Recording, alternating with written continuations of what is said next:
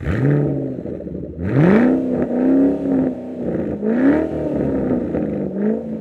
ready to ride along for another exciting episode of No Driving Gloves, where Derek, John, and Will use over 75 years combined industry knowledge to bring you a bare-knuckled view on the collector car hobby. So let's get rolling. Thank you for joining us again this week. Derek, what were you doing this week? Or Will, whoever wants to step up to first. I've been working. I'm really good at that. I do that a lot. I try to avoid it like the plague. Who says you're good at working? Okay, correction. I work a lot. I don't really know if I'm good at it.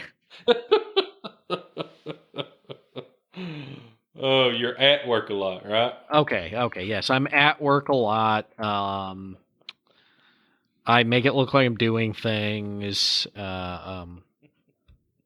Yeah, that's about what I do. You're good at looking like you're working. No, I'm just good looking. Oh, well, maybe. We'll find out when we go video, right? Exactly. Do you do anything exciting this week, Will, or were you just packing a little overnight bag for SEMA? Yeah, actually, I've been getting ready for that all week. I'll be there from Saturday to Saturday, so I'll be there the entire time, preferably like flying in on Wednesday and flying out on Saturday, but we were planning on debuting a vehicle at SEMA this year, so that was the reason for being out there for so long, but unfortunately that vehicle is not going to make it. You know, I'll be out there from Saturday to Saturday, so if anybody's out there and would like to meet up with me, just send us a message through, Facebook or Instagram or something like that. I'll be, if you look at the, they call it, this is funny, they call it celebrity meetings. I don't know why they call it that, but if you look in the celebrity meetings handout they give you, it's got the times that I'll be with Carmen at AM Hot Rod Glass booth. So wait. I know. You're saying that SEMA thinks you're a celebrity? No, Carmen thinks I'm a celebrity. She puts me down for that every year, and the reason that she does that is I've installed several of her windshields and glass and stuff, and a lot of people come by and have questions about installs and how to make it look correct and whatnot, and what rubber to use, and more what not to do than what to do. And so that's why she puts me down for select times in that, so people can come by and ask questions and wonder how we do this or do that or whatever. She's the one we talked about a couple of years ago at one of the World of Wheels that does the custom windshields and stuff for you, correct? Yeah, she does. She does pretty much all of our windshields and back glass, because generally we want to change something about it. She does make them out of acrylic. It's not real glass, but it is DOT approved. You can run windshield wipers on it. It's really a high quality product that she produces. And if you've priced getting one-off glass made, acrylic is a very, very, very cheap option compared to having a custom windshield made. It's scary how much it costs. That's ultimately how I found Carmen, was the windshield in the Dart. We cut down a factory windshield, but the profile of those cars changed so much from top to bottom. The profile side to side changed, that, man, we were going to have to do a ton more work to make it fit. So anyway, I called Carmen up and she hooked us up with a windshield and back glass. So, well, this week I don't get to go to SEMA. Like I said, an episode or two ago, that I am doing some work around the house. It's much needed. But I went to help the listeners out. I went to a podcast convention on Saturday, and it was a very cool place. It is a tourist trap. It was in Nashville, but it was the old Marathon Automotive Factory. I guess its claim to fame is that's where American Pickers has their Nashville location.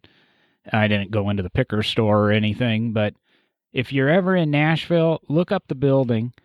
Just stop by, walk in. You don't have to spend a dime. It's a lot of boutique shops and that. We had our convention thing at the comedy club that might seat 40 people. Real cool event and that. But they have an excellent display of, I don't know if it's working, but refurbished, kind of cosmetically restored machinery from the turn of the century. The old belt-driven lathes and mills and drill presses, printing presses, all of this stuff is all displayed up and down the hallways of the place. And it was just absolutely gorgeous, and a lot of information on the old Marathon Automotive Company, which I guess was about 1920s. Wait a second again. Here, I'm stop. You didn't immediately text the guy that would prefer to use 100 to 200-year-old technology immediately and let me know it was there? I figured I'd be talking to you a couple days later. No, all right. That's wrong, John. Hey, I'm kind of wrong, but maybe that when you're coming down to visit me, Derek, swing through Nashville. It's literally spitting distance from the interstate. Stop by. Why would I have to do it when I'm coming down to visit you? I mean, number one, you're assuming I want to visit you. Number two, Nashville's a half hour from me. There you go. I should have had you go to the podcast thing. That would have saved me a 3-hour drive. Just stay on 65, and after you kind of go around the loop and head back south again, it's right there on your right. Easy to find. I've been there too. It is really cool. Be careful not to drool. The floors are wood. You know, it's real gorgeous architecture. And that really nice revitalization thing. You can see it's definitely attracting tourists and such, but very, very much worth. I would have never stopped by to see the American Pickers, no offense to them or any of the other stores in there, but the machinery itself is, works to behold. But somebody that used to hang out with some of the machinery at the Henry Ford, this would be just kind of boring stuff, or so I thought. And then I left Nashville, drove 4 hours to Maker Festival in Atlanta the following day. You had a weekend behind the wheel. Real easy driving. I will say the absolute worst, and I won't name them by name, but that was not a $400 a night hotel room I was put up in. And fortunately, I offered to pay them a lesser hotel's rate. They didn't have to comp me the room. They ended up comping me the room. But my one-bedroom king suite, which is traditionally what I will stay in on the road, became a twin-bed, handicap-accessible, no refrigerator, one TV, little corner room. And, first world problems. Go ahead. Let me go back and say you were in Nashville and you were in Atlanta, and the driving wasn't bad. Nah, 3 hours up to Nashville, left at 6 a.m, was there by 9:30, and got out of Nashville at 5, got into Atlanta about 10. The hotel was horrible, finding at 10 o'clock at night, and the whole lot of issues with that. Then I got up early Sunday morning, and you know what?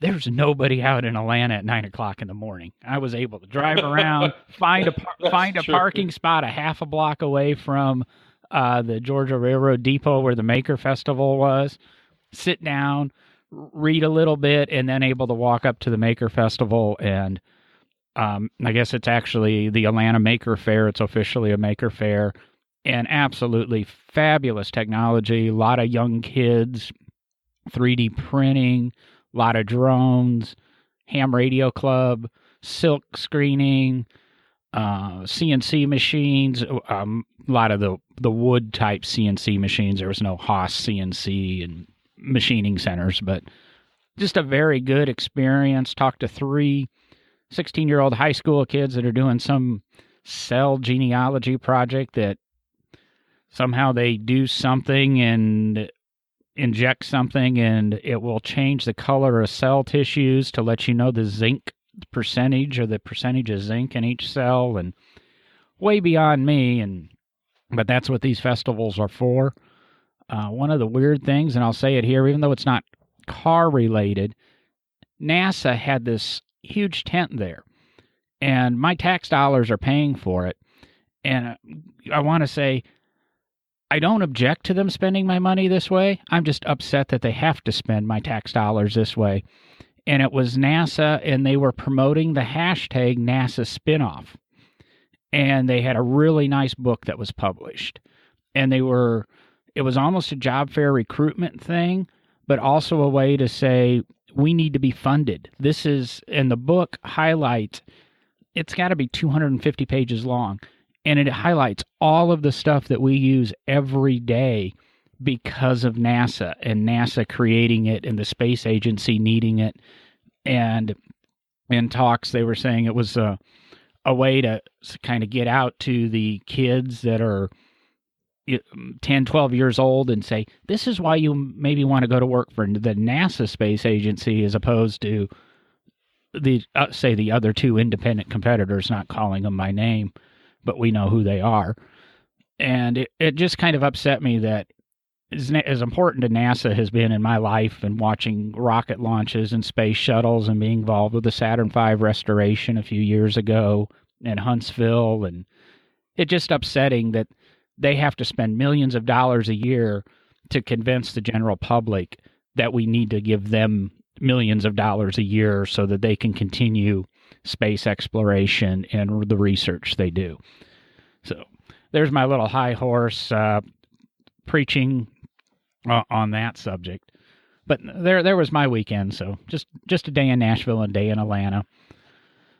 I'm going to say, John, that if our listeners are in an area where Maker Faire or one of the Maker events is happening, go to it, because it is incredible. The Henry Ford Museum hosts a Maker Faire every year.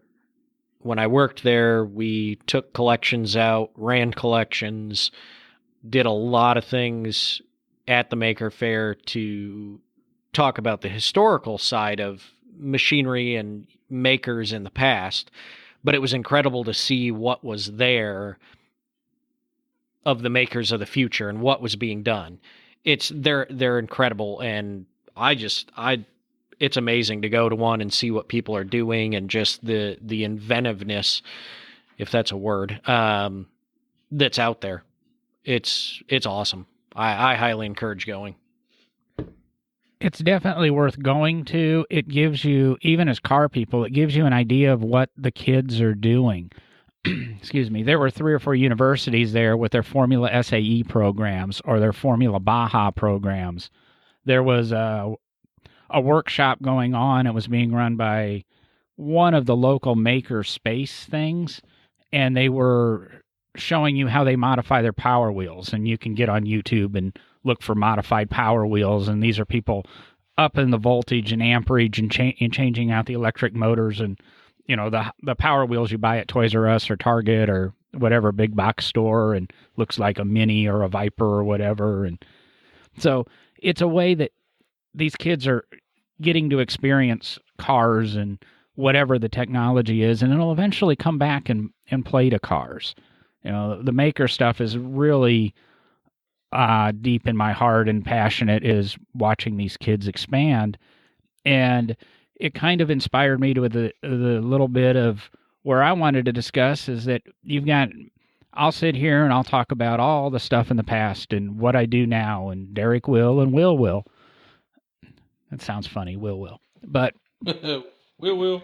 But hey, little Will. Where did we come from, and where did we start? If you go way back into our podcast library, we each did a 1-minute thing kind of talking about where we fell in love with cars, and thought we would expand on it a little bit, talking about the first car we owned that was a project, or that we actually did work to, or we modified, and whether we own that. And I don't know Derek and Will's answers, to be honest, whether you own that at 12 years old or 8 years old, or whether that, you didn't come. In my case, I didn't have a car until I was 16 and a half, and didn't do much with it, threw a sub box in the back of it and crashed it. There was the first body work I ever did to a car.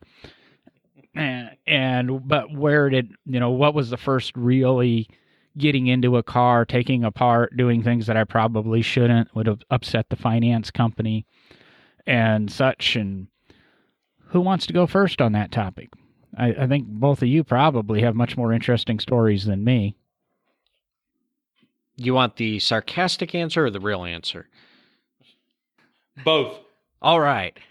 Well, the sarcastic answer would be the first project I had was now I got to dig for it. It was a 33 Ford 3-window coupe, and it was the Revel edition. Plastic, glue together. Man, I was about 7 years old. It was a little hot rod, had a chop top, painted it black. I guess what they call murdered it out. Don't laugh about that. What's really funny is some of you may have seen in press and auction catalogs, and he's the guy who's now the new Ed China on Wheeler Dealers. He's the Ed to Mike. Ant. He does these full-size 1/1 scale pieces of art, which basically look like that old Revel model kit while they're still on the spurs, but in a 1/1 scale. And we have 4 pieces of this art at Barber's, a full-size Ferrari GTO, Aston Martin DBR, Lotus 7, and a Lotus 11. And people see them, and it's amazing the number of kids, 10 and 12 years old, that don't have a clue what those are or what they represent. Everybody who's 60 years old laughs and loves them. If you want to see the full-size stuff, we swing by, buy your mission ticket. You can see them. They're great, fabulous pieces. But you're laughing, Derek. That's one of the things that has been lost or being lost to history is those model kits. Completely agree. And it's what got me my start in the car world in some ways. Yeah, we had the 37 Ford out in the shop. We had some cars kicking around in the shop. Dad restored cars. I was always out in the shop working on something, typically bigger, full-size car. There we go. But really something that was my own creative world was the early model cars I built. And, it was a sarcastic joke, but it's sarcastic. It was a sarcastic answer, but it's also a truthful answer. It was the first projects I worked on. It's where I learned some of the early things I learned with even just spray painting something and making the spray paint look nice. It's where you learn that. Putting a decal on. It's where I learned how to put a decal on. All these little details. Yeah, and it's all the little details that, really do matter when you start moving up to working on a real car. The attention to detail, all of that is still something that you have to pay attention to when you're working on real cars. So, yeah, it's sarcastic in some ways because it's not a major project like a full-size car that you're restoring, but it is really where my first projects were. And then, of course, from there, went on to working on vehicles in the shop with Dad that weren't necessarily ours. But then, as we've talked about in the past, really my first major project of my own that was a restoration was the 1974 Pontiac GTO, which was supposed to be my high school driver, car, but turned out that it was a fairly rare model of a GTO. So my dad decided, he didn't really want me driving that to school on a day-to-day basis and risk it being, damaged in some way at school, some kid deciding that they didn't like that I had a nice car and key scratch it or do something stupid. So after we got that car finished, we bought a totaled out 1993 Chevrolet Beretta GT and rebuilt that entire car. It basically had the front end ripped off of it in a major accident at a intersection where a guy ran a stop sign. And I had to rebuild it, pull the frame, make sure everything was done right, put it back together. And that became my daily driver to and from school. So those are really my first two big major projects where I learned a lot of what, it takes to restore cars, to bring cars back, be able to drive them. But, that full circle back to the first answer, I did learn a lot from model cars. And like you say, John, it is a bygone era. I don't think there's a lot of kids doing model cars anymore. I actually still have a couple unopened model cars on a shelf that hopefully one day I hope I'll build them. I love doing model cars. It's fun. It's enjoyable. It's a great way to learn some things. And it's also a great way to be creative because nobody's saying you have to paint it this color or do this. You can get creative and do things and have fun and learn on them. And build them a whole lot quicker than you build a big car, a real car. Now, that depends how busy you are. I think I have one that I've been working on for about 10 years now. I've got one that I started when we were in school together, Will, and it's actually just above me here in the attic in its box. So they get put to the side a little bit, but... Okay, hours go. You don't have near the hours. Whether you finish it in a month or 10 years. And the money. Well, I read the side of the box and it said something about 8 to 12 years. So I've even you got to try to hit that just right, No, but I will. I guess when I end up at Michael's, but Michael's has a little model section still, and I've got to walk through that every time we're in buying Quick Cut supplies or something like that. So Hobby Lobby still has a small model car selection as well. Now, the interesting thing, John, and it kind of plays into, I think, more of your and my work in the museum field and some of the things we've done in our past. Model car building gives you some great patience and attention to detail for some of the conservation work that we do in the museum field. And getting in and very small pieces getting placed with adhesive into very, certain locations. And I think it plays in well to that museum world of conservation where you've got to be super delicate and get into very little tiny places and do certain things and try not to mess it up. Reassembling things with little or no instruction and making that whatever piece match the piece on the box, because again, you're restoring or conserving from a photograph, or your realities based on a photograph, and we all want to build that model that's pictured on the front of the box. To get there, that's a lot more time than... All right, Will, wow us. I won't wow you, I promise. Oh, well, my first vehicle that I call my own was a 1983 two-wheel drive K5 Blazer, which I still own, by the way. It was originally a forestry vehicle with a wore-out 305, wore-out turbo 350 transmission with some horrible exhaust.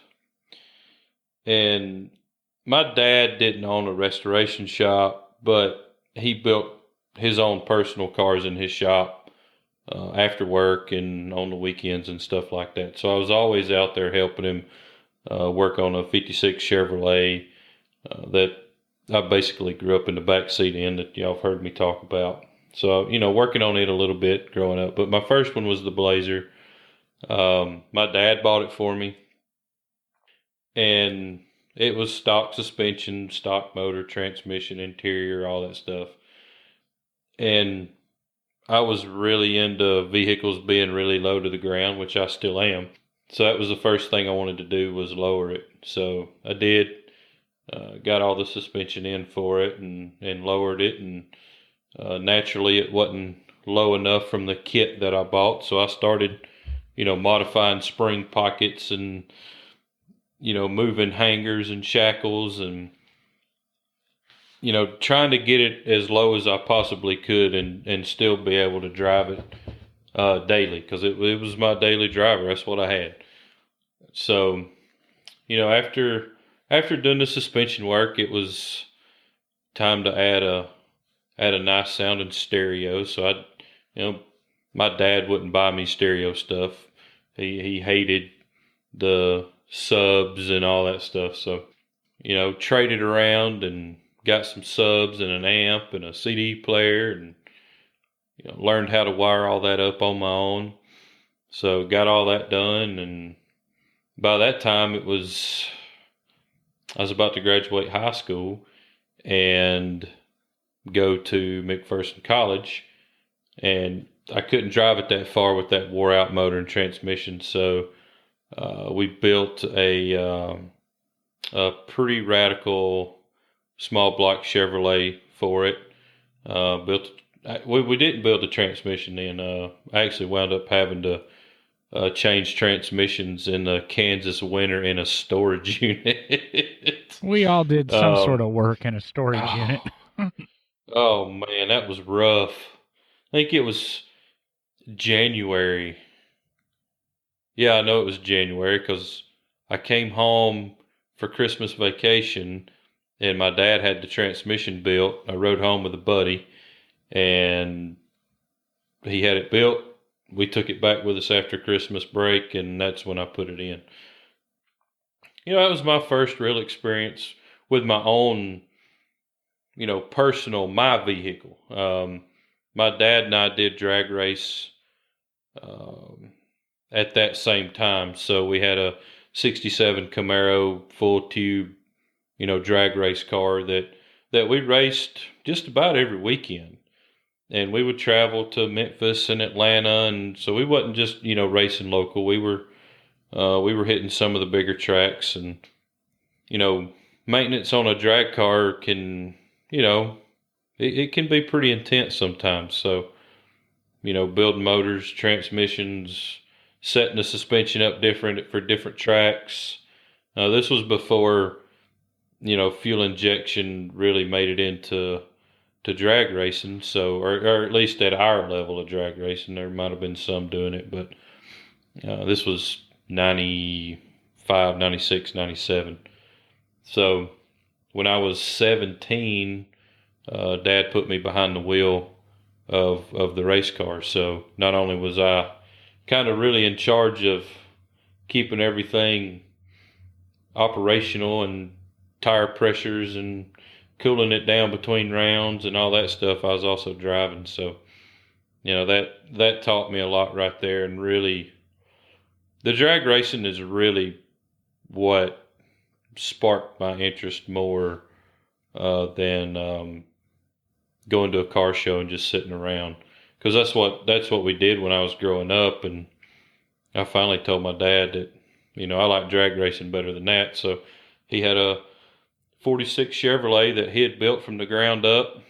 I was a little too young to help him a lot, but I did. I helped him some on it, and he sold it and bought this drag car, and me and him went drag racing. So between the drag racing and working on my Blazer, that was really the first two projects in my life that really sparked my interest and got me wanting to pursue, a career in customizing cars.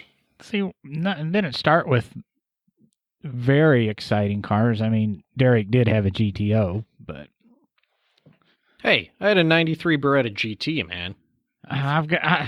it's funny Come because on.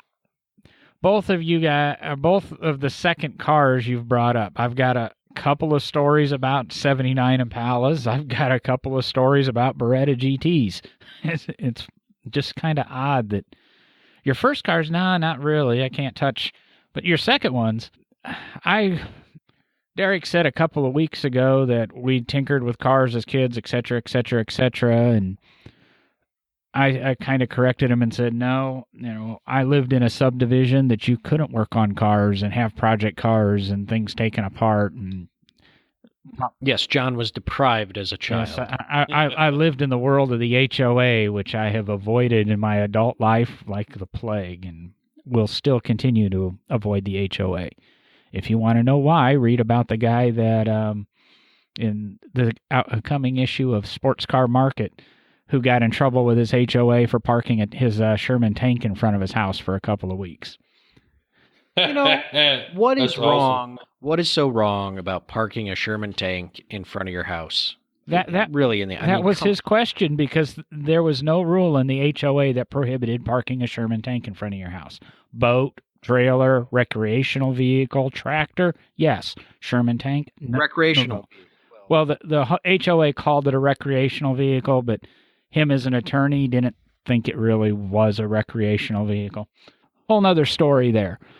But at some point, let's see, I got my first car, and like I said, I threw a Kicker Super 2 sub box in the back, two 10-inch subs, and a Targa amp, I think, with a Pioneer Super Tuner head unit, like everybody did in the 80s. I didn't do the 4x10s in the rear window or the surface speakers like everybody did with their Monte Carlos and Grand Prix. That was the car of my youth. I had my Omni 024 with the big sub box in the back, and that became, I had to get a pickup because I wanted a lowrider convertible pickup, and I bought a Mazda B2, or my dad let me buy a Mazda B2000. He was a really bad influence on me because anytime I wanted a new car, he put a little stipulation, and whether it be you need to have a job or you need to do this, I'd go do it, get a new car. And here I am, 46 years old and 50-some cars into my... Those are cars that I've owned that I actually have had plates and driven on the street. So I've had enough cars for many lifetimes and still trade them fairly often. But I got the Mazda, and that was my J.C. Whitney special thing. You bought the J.C. Whitney hubcaps and tried to lower it a little bit, but not messing with the suspension, just changing tire sizes and the tonneau cover and little things like that. I did to it. Some blue, I guess, lights. They weren't LEDs at the time. Some little car stereo. And the next car I got was my 85 CRX SI. That's the one that I probably got more into, but it wasn't performance-wise. It was the $5,000 CRX with $10,000 of car stereo in it, and did some competitive car stereo stuff and could hit some solid SBL numbers and cause pain to some of my friends. They could only cruise with me one night a week, but it was always those little tinkering things. I learned electronics. I learned wiring. I learned positive, negative, phase, out of phase, what 2 ohm subs were, what 1 ohm subs were, 4 ohm subs, playing with all of that. Learned the electronics with the CRX. So each car brought something different. And then when I got done with the CRX, that's when I really went crazy with a car, and I got my 88 Isuzu that Will and I have alluded to, and I have now found 2 for sale in 4 or 5 weeks of talking about it on the podcast. If anybody knows where a good Isuzu truck is, let me know.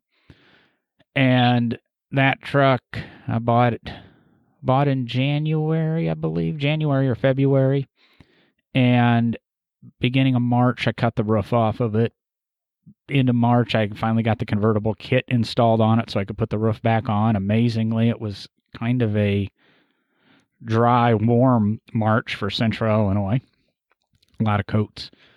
Yeah, top still leaked a little bit, and then I had a small accident in it, and that created the two-tone color scheme that I developed, and lowered that truck and learned torsion bars and lowering blocks and bump stops and C-notches. And that truck kind of taught me everything I needed to know about suspension work. And eventually the head gasket blew, and well, why put a head gasket in when you could put a 350 Chevy motor in it? So we put a 350 Chevy in it with a turbo 350 and left the stock differential. And it was problematic, but it was also fun because it was faster than the rich kids' 5.0s.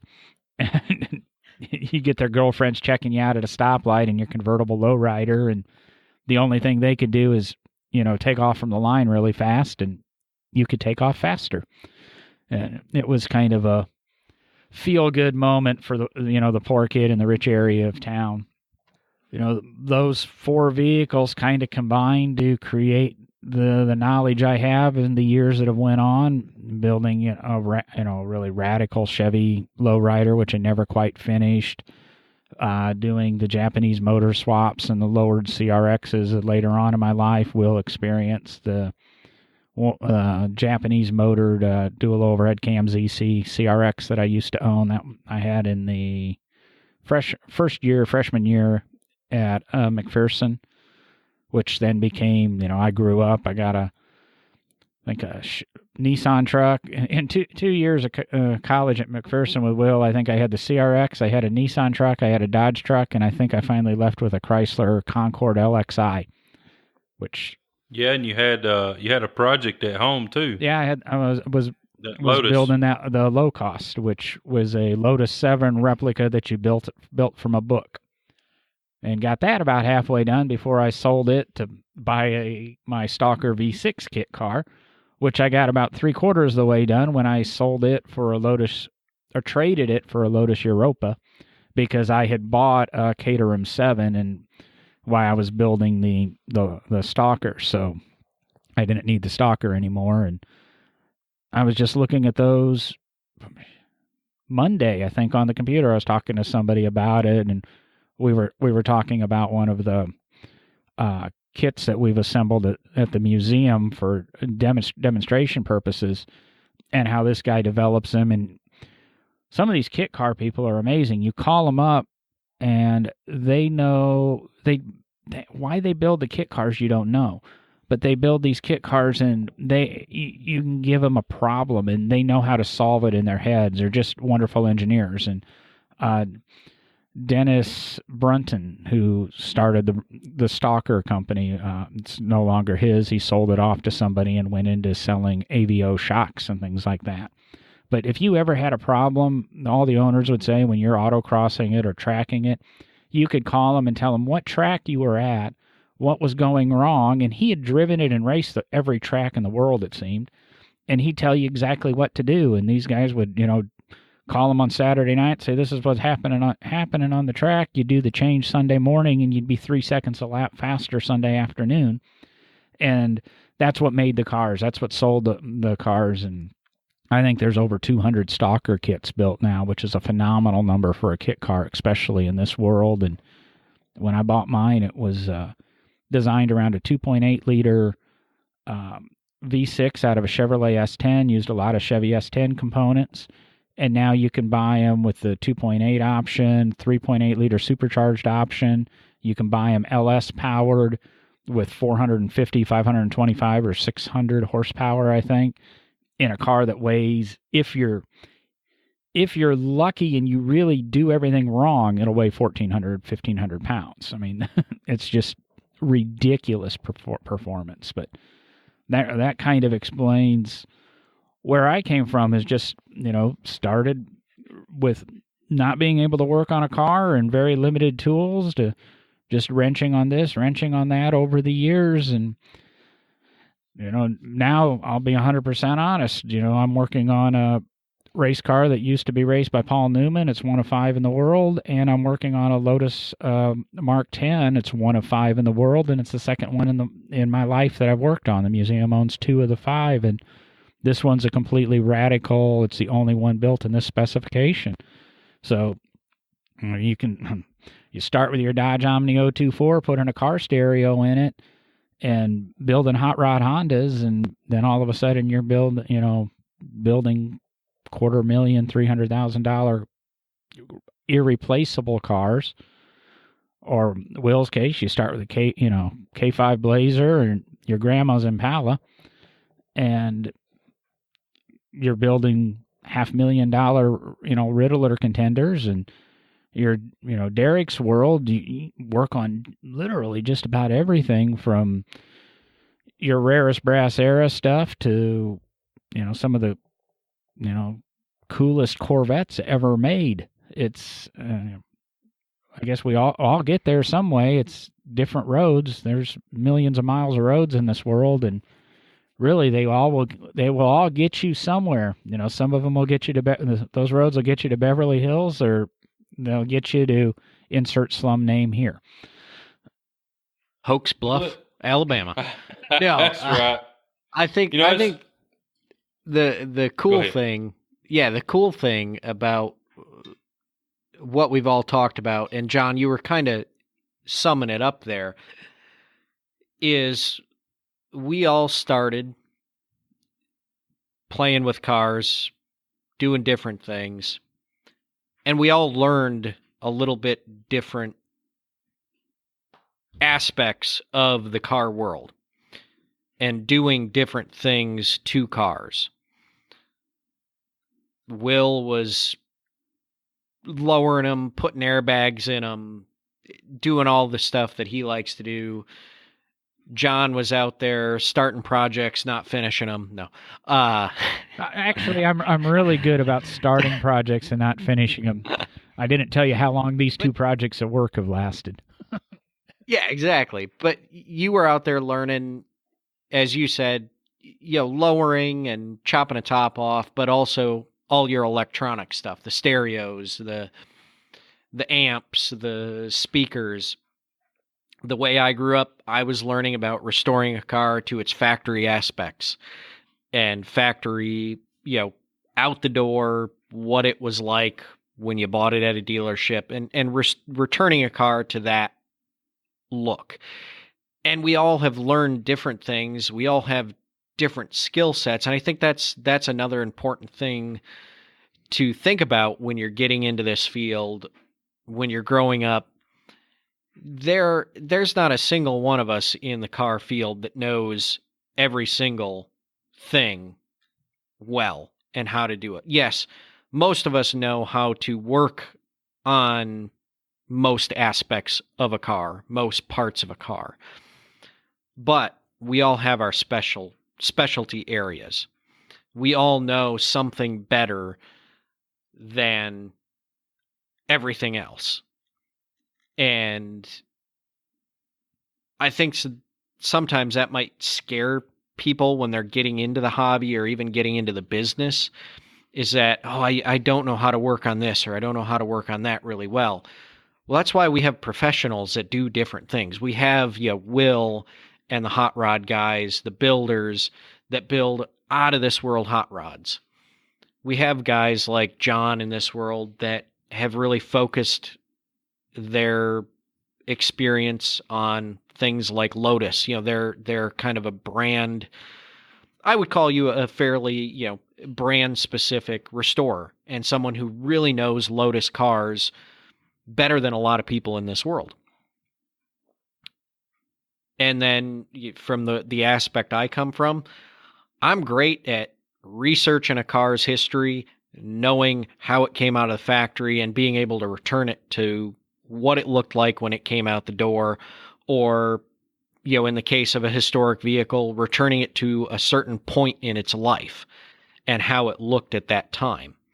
And, I just think that's an interesting thing to point out and talk about, because you don't have to worry about knowing everything in the automotive world. We all have different aspects and passions in this world, and focus on that and make something of it, like Will did, like John did.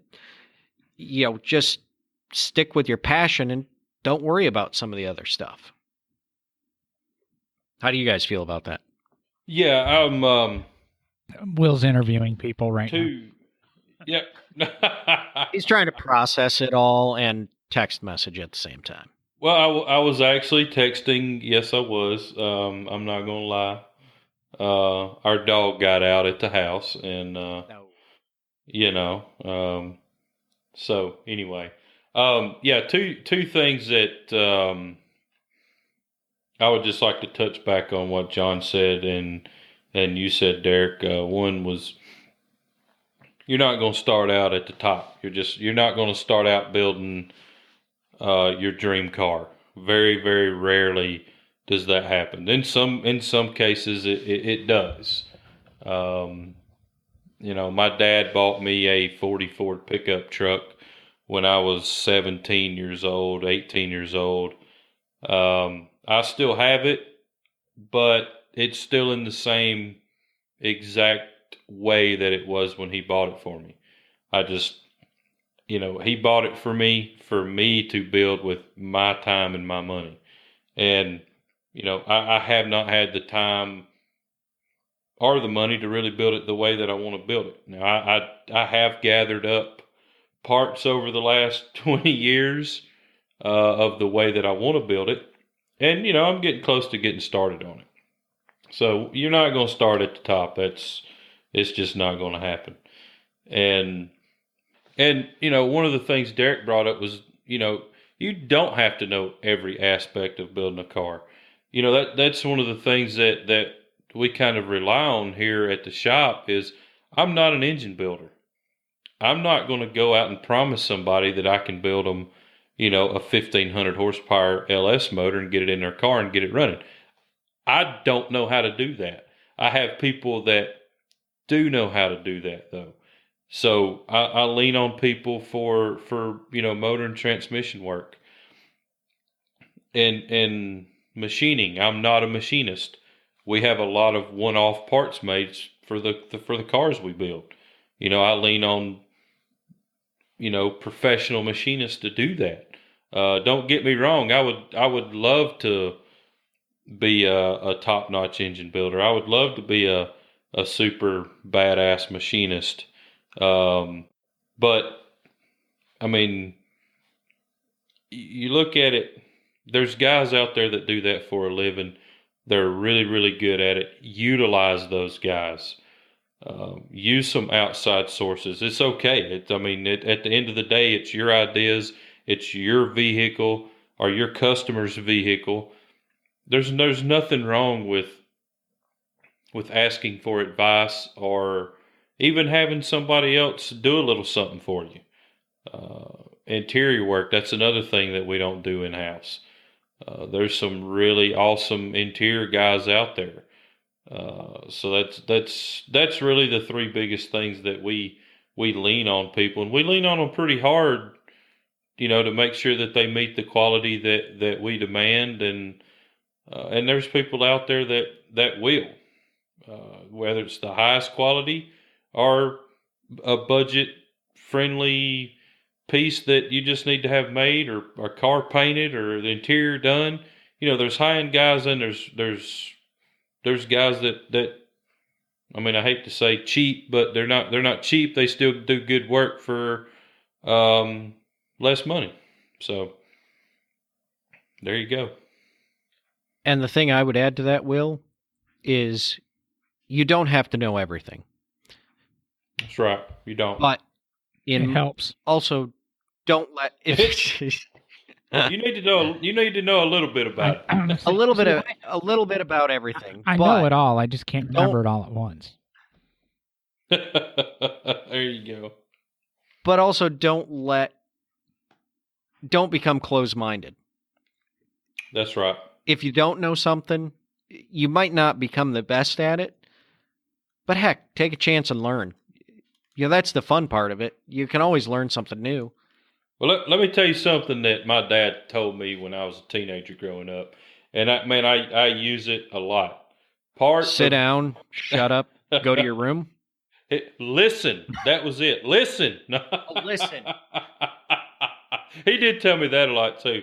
But one of his sayings was, he'd always say, "Son, part of being good is knowing what you don't know." Mm-hmm. And so you're diving off into something and you don't know what it is, it's real easy to pick up a phone. Everybody's got a phone in their pocket now. You don't have to leave the shop and go in the house and get the phone book. You just pull your phone up. And you know what? If you don't know nobody, search it on Google. Google knows. And then hit call. Call them. So, anyway, yeah. So part of being good is knowing what you don't know. And we thought your dad wasn't going to be with us tonight. It's all, He's been with us twice already. It's all very true. And I say a lot that I know how to do. And that was part of going to McPherson for me. I know how to do just about every aspect of a car restoration. I just cannot do it well. There's people that know how to do everything better than me. And my job, and I went into restoration of managing restorations, is knowing where to find those people that can do it and knowing what my limits are, not being afraid to tell people, this is what my limit is. We're going to be better off if we bring this service in or that service. And, I can make a body for a car, but the guy that can afford it's going to be dead long before I finish. It's just like Will's dad said, don't be afraid to ask for help when you need it. Don't be afraid to ever learn. Don't be afraid to admit what you don't know. Because part of restoration, part of hot rod building, part of conservation is constantly learning new ways and having open minds, figuring out what you need to do it right. In Derek and I's case, it's impossible sometimes. The term's unobtainium. We might have the only one of these ever in existence, and you can't risk destroying it because you don't know. You need to be honest with yourself, and if you work for somebody, honest with your boss that you don't know and we need to do something with it. And if it gets destroyed at that point, it's because your boss made the decision that maybe you should learn on it. In Will's case, he makes everything himself, but there's still things, we talked about in the pre-show about certain parts that cost as much as some of our cars when they're done. And he can't go to a client and say, I'm sorry, we have $10,000 into this part, but it's wrong. We need to start over. That's where his check and balance is. We all have to have our checks and balances. And preferably they're large checks, very large checks that pay the bills. But wrong checks and balances. I'm going to say, unfortunately, I had the conversation with somebody yesterday, I think, and those checks aren't necessarily that big, but the work's very rewarding. It sounds bad, but I tell a lot of people every day, I'm 46 years old. I have yet to work a day in my life because I enjoy what I do. And I've done for 25 years what many people work their entire lives to retire to do. They work to be 65 and then they can go restore a car. I've got to do it dozens of times in my life and get paid to do it. So there's a lot of reward in that. I kind of joke that now that I'm getting to retirement age, I want a desk job. So I'm just living my life backwards. I'm doing it the right way, I guess. Yeah, there's a lot of truth to that. I mean, you're not going to get rich owning a small shop like mine. Yeah, you'll be able to pay your bills and have go on vacation with your family and do a few things like that. But you're not going to become some mega rich dude that has Ferraris in his garage, just running a small hot rod shop like what I have. Not saying you can't, branch out into other things and do other things with your skill set to get there, because you can. So just keep that in mind. It's very, very rewarding, but you ain't gonna get rich doing it. That's for sure. And I think with that, and you're not going to get rich in the nonprofit museum world. Well, there you go. But it is very rewarding, as John said. That's right. You get to work on a lot of cool things. We've talked about it on the podcast before. For both John and I, it's not just cars. In our careers, we have worked on non-automotive artifacts that we are both fortunate and lucky and amazed that we got to work on them. There have definitely been those items in my life that I still can't believe that I've had the privilege to touch and do some of the stuff I have. I think with that, we're at where you're I'm assuming most of you get tired of listening to us each week. We're around that hour. No, that's about that. That's 5 minutes in. We're at that hour mark. We appreciate you hanging out with us this long. If you do have any show topics or suggestions for us, we really need to start listening to you guys. Go ahead and send us information. Contact us, Facebook, Instagram. We don't really do the Twitter. Email through the website. And while you're at the website, look around there. We have some shop suggestions and tools and reading material. And if you think you can do this better than us, there's even some suggestions on some of the podcast gear that we have. And they're all Amazon affiliate links. Click those. Throws a couple of bucks our way and makes it really easy for you to shop on Amazon. And even when you go to Amazon, go through one of our links. Even if you don't buy what we're suggesting, it still helps keep us helps fund buying some additional equipment for the show. And with that, I'm out of here.